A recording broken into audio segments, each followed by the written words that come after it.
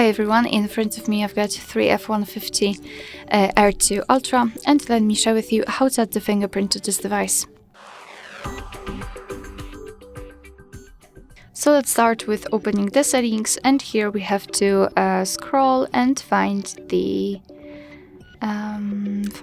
security. Just up.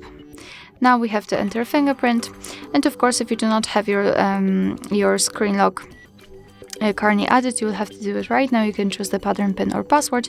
If you've got one, you will be transferred to another step. So let me choose the pattern, let me draw it, redraw it and confirm.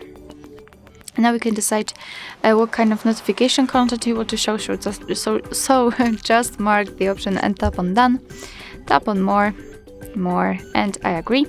And now we've got the instructions, what we have to do. So we have to put our finger on the sensor, which is located under the screen.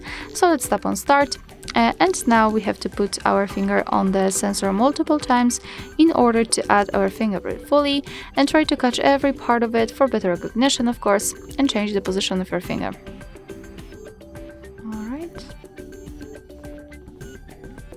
Alright, let's tap on done.